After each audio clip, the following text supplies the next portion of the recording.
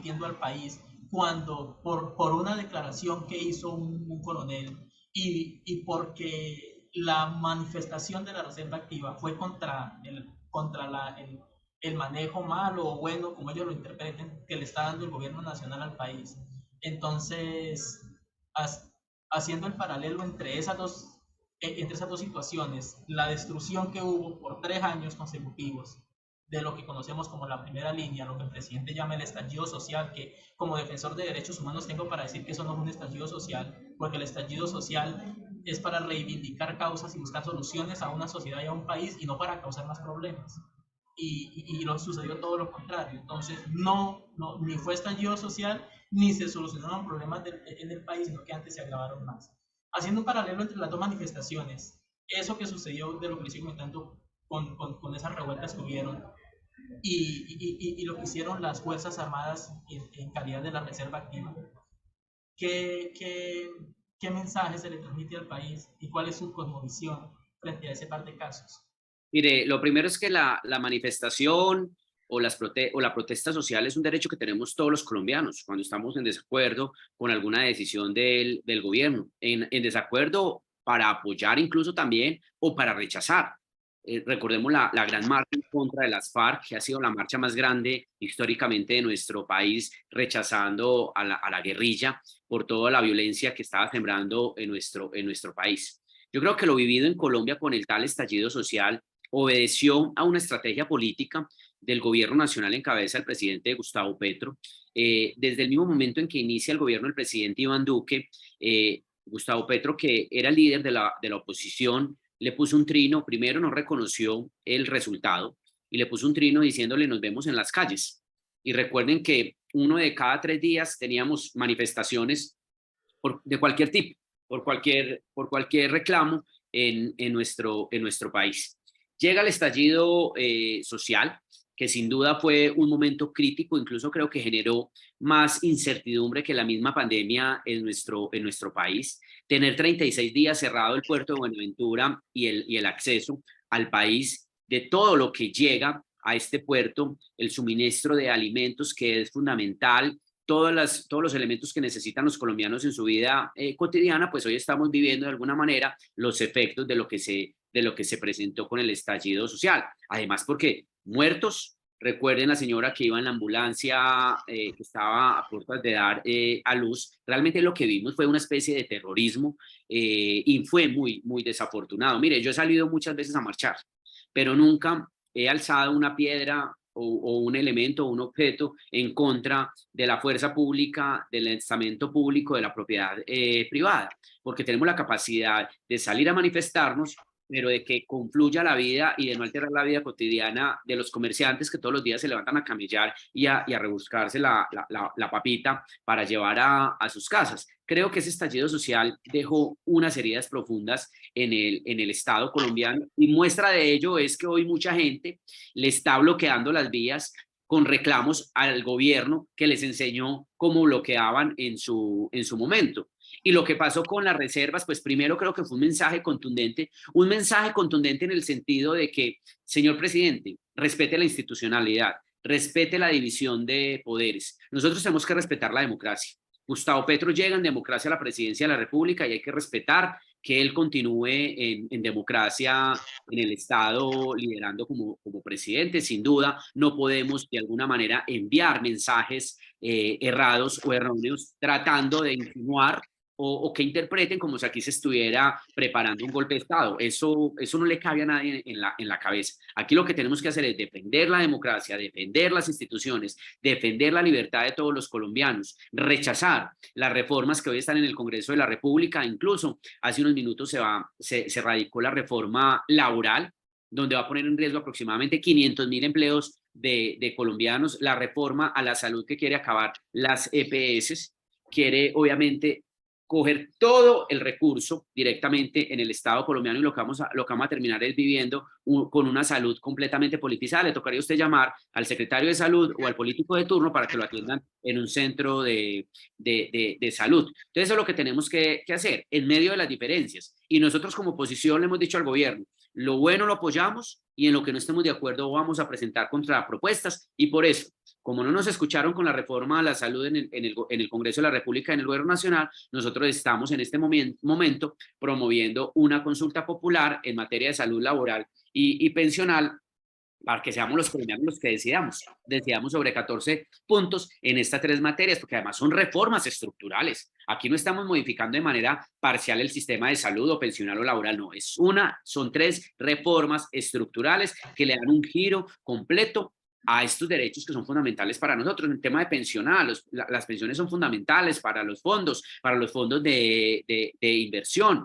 Son un fondo de garantía al Estado colombiano para buscar préstamos internacionales. Y yo no estoy de acuerdo en que todo el recurso pensional se vaya en cabeza del Estado. Yo creo en el sistema mixto, como creo en el sistema mixto también de salud. ¿Y qué tenemos que hacer? Combatir la corrupción en materia de salud, generar mejores condiciones en materia de talento humano para nuestros médicos, para nuestras enfermeras, para todo el sistema médico. Además, nuestro sistema de salud funcionó perfectamente en la pandemia. Ustedes llegaban a la pandemia y no le preguntaban si era estrato 1, 2 o 3 o 4 o 5, el que fuera, dónde vivía, si le tenían que hacer el procedimiento de intubación. No, usted llegaba y lo atendían.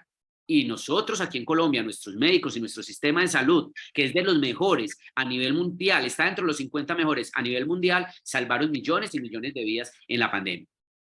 Con respecto a eso, doctor, es importante mencionar que, que es bueno que a los colombianos nos digan la verdad. Yo, por ejemplo, estaba viendo la semana pasada, no, hace más o menos unos 15 días, el presidente de la República estaba defendiendo la reforma a la salud y decía que las EPS habían fracasado, que no habían cumplido el propósito con el que habían sido creadas y que por eso se habían eliminado. Y decía que de 100 EPS en Colombia solo quedaban 6, y es mentira, hay 30.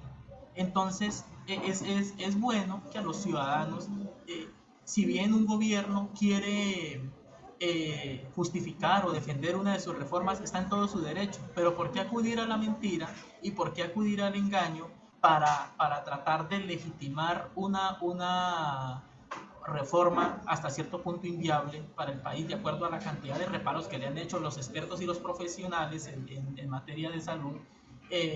No tiene sentido, y sí deja un sinsabor, porque la institución de la presidencia de la República es algo que tiene mucha altura, mucho reconocimiento en el bloque de constitucionalidad del país y todo, y por eso mismo debe de actuar a consecuencia.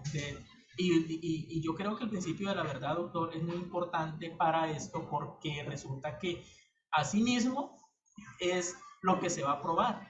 Porque si van a venir con lo que las EPS fallaron y que no sirven las EPS y que por eso se acabaron, pues es, es contrario a lo que usted está diciendo. Y usted está diciendo que si bien no tenemos un sistema de salud perfecto, pero en la pandemia se demostró que funciona nuestro sistema de salud. Nuestros médicos fueron capaces, muchos médicos, incluso por respeto a la memoria de ellos que fallecieron, hay que hacerles un reconocimiento al cuerpo médico, al sistema de salud, que fue una cosa terrible, la pesadilla que ellos tuvieron que vivir. Entonces, doctor, o sea, sí es doloroso y preocupante, y que el presidente ahora quiera deshacerse de las EPS con cifras que incluso no existen. Ya verificamos, no hay 6. Él dice, habían 100, ahora hay 6, porque, o sea, quiere decir que se eliminaron 94. Y no dice el presidente de la República que, por ejemplo, la EPS Capital Salud en Bogotá y la nueva EPS, que son públicas juntas, y ahí se manejan recursos del Estado, no dice que son de las EPS que tienen más deudas y que han sido de las más cuestionadas en todo el territorio nacional. Entonces es bueno, doctor, que nuestros gobernantes manejen la verdad a la hora de dirigirse al país en temas tan importantes como buenos días. Bueno, más que hacerle una pregunta, yo quiero hacer una anotación, y es la siguiente. En el gobierno de Iván Duque le tocaron situaciones muy duras, como fue enfrentar un COVID, una pandemia, y aún así el gobierno respondió. Yo sufrí del COVID, estuve en cuidados intensivos, presenté un infarto, pero lo que el doctor dice es cierto. A mí no me preguntaron de qué estrato era, a mí me atendieron. Y aquí estoy, por voluntad de Dios y porque un sistema de salud, bien o mal, estaba funcionando y ha estado funcionando.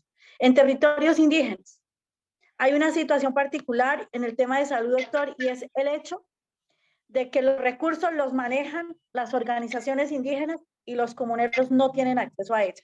No hay una buena calidad en salud. Y lo que quiero decir, Abel, es en relación a lo que antes de que ingresara el senador estaba hablando el señor Jorman, y es decirle que este es un gobierno que para llegar a donde está hizo alianzas con todo el mundo, sin pudor alguno, totalmente. Y lo digo desde la realidad. Yo fui candidata a las curules de paz y por no haber hecho acuerdos con las disidencias de las FARC, no llegué a la curul. Hoy el país está enfrentándose a una crisis económica, política y de derechos humanos porque el gobierno de turno tiene que hacerle el cumplimiento a los favores que hizo a quienes lo subieron. Pero también, para el amigo que dice que ha leído profundamente, tengamos en cuenta que en el gobierno del expresidente Uribe, los excomandantes de la SAUCE, unos fueron extraditados, otros pagaron cárcel y entregaron los bienes para la restitución a las víctimas. Y hoy, y lo digo con conocimiento de causa, hoy el gobierno de Gustavo Petro sí hizo alianzas con exparamilitares para poder llegar al poder. Y es así como el gobierno de Gustavo Petro le ofrece a los exparamilitares terminar el proceso de justicia y paz. El Día de las Víctimas nos hicimos presentes varias víctimas del Cauca y de otras regiones y manifestábamos que estos acuerdos de paz iban a beneficiar a los victimarios. Este es un gobierno que le debe muchos favores a muchos actores, pero no le debe favores a la sociedad. Y por eso es indolente con sus reformas. Es implacable con unas reformas que no tienen ningún componente humano. Ese fue el cambio al que votaron. Y no es por polarizar. Lo que pasa es que yo invito a Jorman a que vaya al Cauca, a que vaya a Caloto, a Toribío, al Palo, a Jambaló, a Santander, a Caldono, donde el control territorial lo hacen los helenos, que vaya a donde vive, donde entre comillas vive la familia de la señora Francia Márquez, de la vicepresidenta Francia Márquez. Vaya, mire a ver si usted no le tiene un carnet para ingresar. Lo mismo que están haciendo en el Caquetá y en el Meta, porque en el Caquetá salieron las disidencias de las FARC que estaban, el secretariado estaba en el norte del Cauca, estaba en la vereda del Pajarito, estaba en el Tierrero, ya lo sacaron en helicóptero, porque la modalidad ahora es helicóptero, y está en el Caquetá, haciendo control territorial. Cuando uno habla en estos escenarios, Abel, es importante traer las realidades, porque no podemos seguir ejerciendo unas polarizaciones y atacando a los de derecha, medio derecha, centro, sobre populismos. Y aquí se le critica a la señora Francia Márquez la incoherencia en el discurso, como también lo tiene el actual presidente Gustavo Petro. Y la historia y el tiempo nos dará la razón, porque yo sí puedo decirlo con conocimiento de causa, diciendo algo que el representante hablaba, el famoso estallido social. Miren, el estallido social fue la conformación de las milicias urbanas. Personalmente estuve en el Tierrero, hablando con un comandante de las disidencias, porque mi hijo se metió a la tal primera línea, donde eran financiados por las disidencias de las FARC, donde políticos, que todos sabemos quién es, y politiqueros del Cauca apoyaban las primeras líneas, manipularon a los jóvenes.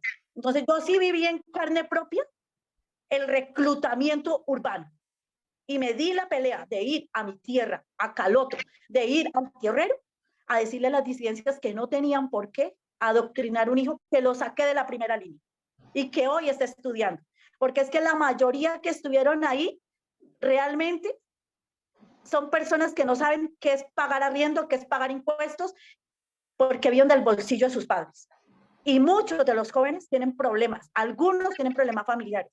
Entonces, yo sí les puedo decir por conocimiento de causa y que en su momento las mismas disidencias lo van a sostener, que ellos sí apoyaron el estallido social.